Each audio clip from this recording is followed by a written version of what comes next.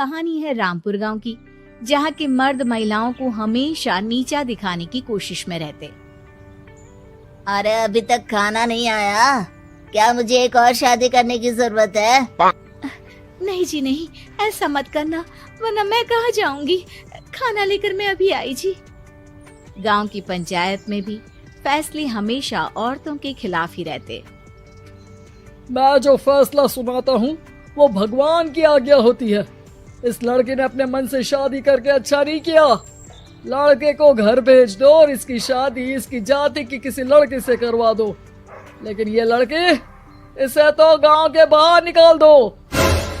नहीं नहीं जमींदार साहब, ये क्या बोल रहे हैं? ऐसा नहीं हो सकता। मेरी बेटी मासूम है, इसे अच्छे बुरे की समझ नहीं है। अरे कहाँ जाएगी ये बेचारी? कहाँ जाएगी? इतनी चिंता है तो पूरे परिवार का गांव निकाला कर देते हैं। बेचारे पूरे बसे बसाए परिवार को गांव छोड़ना पड़ता है। चाहे जो हो, अगर बेटियों को कंट्रोल नहीं कर सकते तो गांव में रहने का कोई मतलब नहीं है।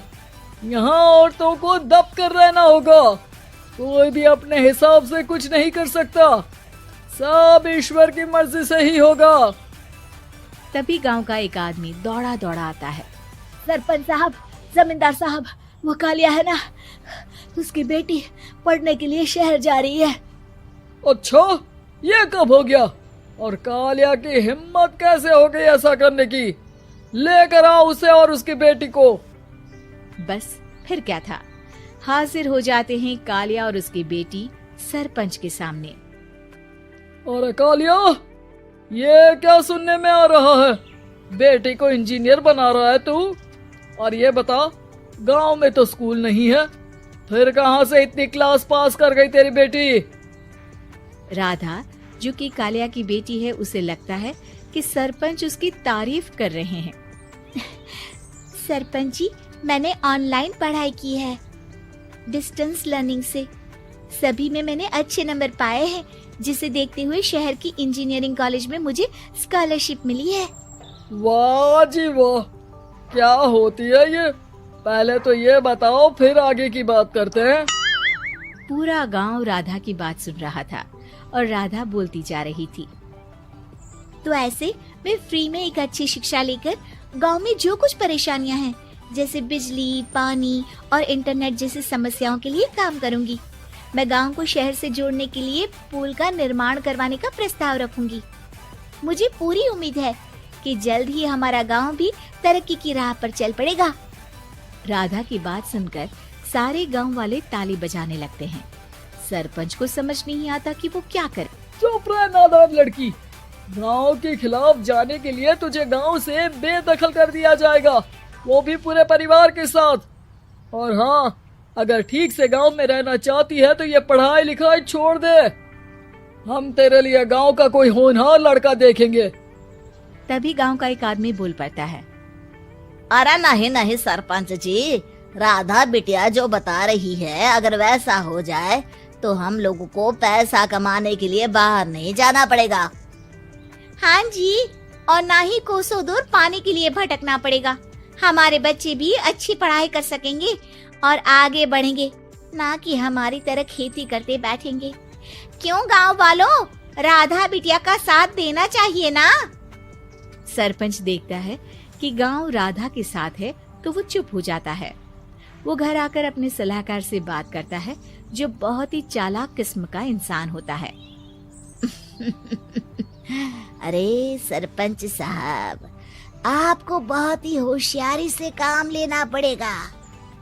एक बार गांव तरक्की कर गया, यहाँ के बालक पढ़ लिए तो कोई ना पूछेगा आपको। और फिर ये जो बेटा और बेटी है ना आपके, इनको भी आम लोगों की तरह ही जीवन जीना होगा। हाँ, लेकिन करे तो क्या करे? वो ना आप मुझ पर छोड़ दीजिए, बस मैं जैसा बोलूं करते जाइए। अगले रोज सुबह जब गांव वाले सोकर उठते हैं तो राधा के घर के बाहर और साथ ही वो लोग जिन्होंने राधा का सपोर्ट किया था, उनके घर के आगे लाल रंग से कल आऊंगी लिखा होता है। कल आऊंगी, यह क्या होता है?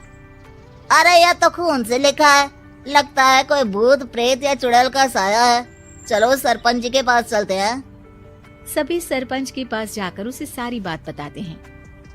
अरे ये तो बड़ी मुश्किल की बात है। चलो मैं एक बाबा को जानता हूँ, उन्हें बुला लेता हूँ। सरपंच बाबा को लेकर गांव के घर के बाहर जाता है। ओहो, तो ये वो चुड़ैल है जो उन लोगों को निशाना बनाते हैं जो गांव को बदलने का सपना देखते हैं। वो गांव को ऐसे ही संपन्न देखना चाहती है, वो नहीं चाहती कि कोई बाहरी यहाँ का कायाकल्प करे। क्या तुम लोगों में से किसी ने गांव को बदलने की सोच रखी है? तभी राधा की माँ रोते रोते आती है। मेरी राधा घर से गायब हो गई है। अरे कोई तो बचाओ, मेरी बच्ची कहाँ गई?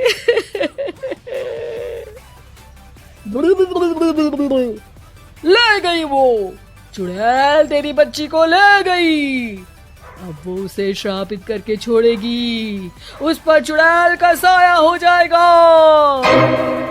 तभी बुरी सी हालत में राधा भी वहाँ आ जाती है। उसके बाल चुड़ैल की तरफ फैले होते हैं और कपड़ों में खून लगा होता है। सभी राधा को देखकर डर जाते हैं। माँ, पता नहीं मुझे कौन उठा कर ले गया था। अरे दूर दूर हो जा चुड़ैल, अब हम लोग इस गांव में नहीं रुकेंगे। अरे कैसे बातें कर रहे हैं आप? कल तो आप मेरे भरोसे गांव का हुलिया बदलने, अपने बच्चों को पढ़ाने और तरक्की उन्नति की बात कर रहे थे, तो आज क्या हो गया आपको? ये फिर तुम लोगों को बहकाएगी। ये चुड़ैल गांव में आ चुकी है, ऐसे ही ये तुम्हारे घर के बच्चों को भी ले जाएगी। गांव वाले राधा को गांव से बाहर निकाल देते हैं। उसके माँ बाप रोते रहते हैं, लेकिन गांव वाले नहीं मानते। मैं भी अपनी बहन के साथ गांव के बाहर रहूंगा, लेकिन वो पढ़ाई नहीं छोड़ेगी। वहीं सरपंच के घर पर सलाहकार कहता है। देखा, सांप भी मर गया और लाठी भी नहीं टूटी। लेकिन अगले ही दिन सरपंच के घर के बाहर भी वही शब्द लिखे होते हैं और फिर सरपंच की बीवी कहती है, हमारी बेटी को किसी ने अगवा कर लिया है। तभी राधा का भाई वहाँ आ जाता है। अरे गांव वालों, मैंने सरपंच जी की बेटी को देखा था। वो चुड़ैल उसे उठाकर ले जा रही थी। अरे क्या मजाक कर रहे हो? नहीं नहीं सरपंच जी, आप नहीं जानते। वो चुड़ैल अब आपकी बेटी में आ जाएगी, जैसे राधा के अंदर आ गई थी। तभी सरपंच की बेटी वैसी ही हालत में वहाँ आती है जैसे राधा आई थी। पापा, पता नहीं कैसे मैं गायब हो गई थी। चुड़ैल, इसके अंदर भी चुड़ैल का साया है, मारो इसे। अरे नहीं नहीं, इसे भी राधा के पास गांव के बाहर ही भेज दो। अरे चुप रहो, मेरी बेटी कहीं नहीं जाएगी और चुड़ैल वुड़ैल कुछ नहीं होता है। अरे कैसे बात कर रहे हो सरपंच जी? आप तो बोल रहे थे कि आपका फैसला भगवान का ज्ञान होता है, तो अपने पर बात आई तो अब आप ऐसे बोल रहे हैं। अरे ना ना ना, आपको अपनी बेटी को त्यागना ही होगा। अरे बुलाओ बाबा को। राधा का भाई बाबा को ले आता है, जिसे अब गांव वालों के डर के कारण सच बोलना पड़ता है। मैं कोई बाबा नहीं हूँ, मैं तो मोची था। ये सलाहकार महोदय ने मुझे कहा था एक्टिंग करने को। अब वो मुझे पैसे देने वाले हैं। अब मुझे माफ कर दो। गलती हो गई, मुझे माफ कर दो। तभी वहाँ राधा आ जाती है। देखा सरपंच जी, जब गांव के बच्चे साक्षर होंगे तो आप जैसे लोगों की चालाकी नहीं चलेगी।